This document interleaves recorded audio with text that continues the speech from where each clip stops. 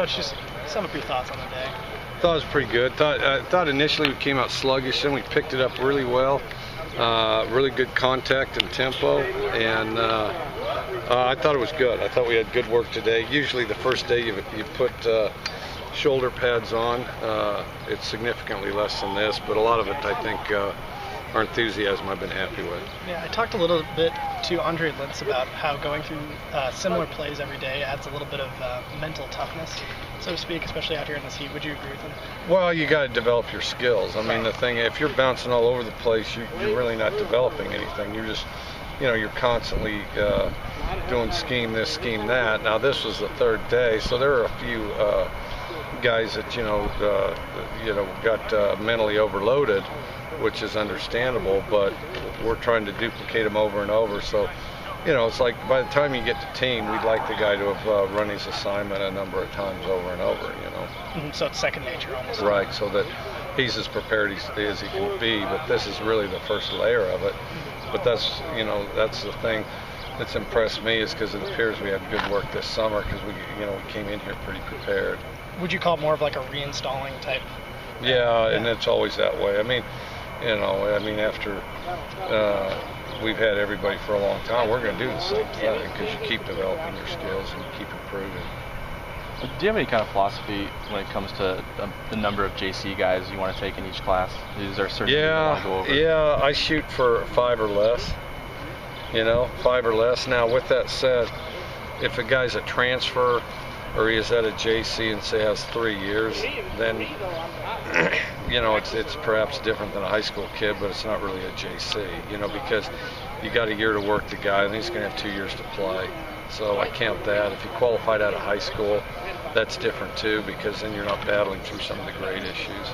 If he is like a 2-to-play-2 guy, do you need him to be able to play right? Yeah, well, that's kind of what you hope, because now there's always some adjustment, but and that's why you keep it 5 or less,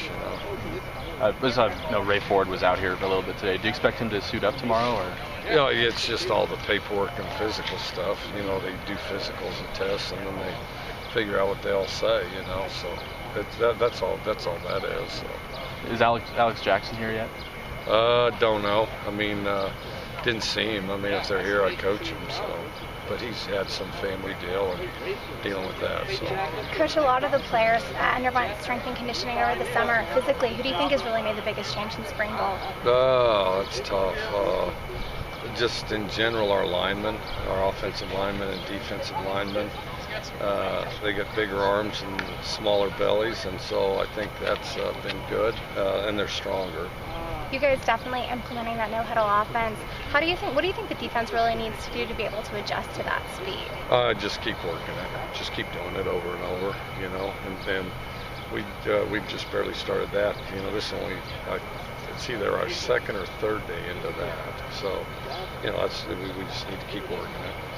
And of the freshmen, they've been actually coming out here doing a really great job, putting up some effort. Who's really caught your eye? Gabe Marks, Bartolone, Fetty Davey, Gauta, who's a JC guy, Sagoda, who's a JC guy. I know I'm leaving somebody out, but yeah, there's 4. Sagoda with a couple big hits out here already today. Do you think? Well, he runs everywhere. The biggest thing is he runs everywhere. You never see him not running. And already, as we look at it, he's a good example of a guy that runs to the ball. And so everything he does is with a lot of momentum. And we have an effort tape we show every day. He's on it. And he's on it right out of the blocks.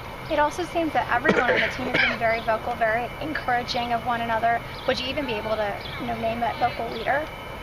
No, we're trying to generate more of them. I don't have a name. There's plenty of room for more, so we're still working toward that.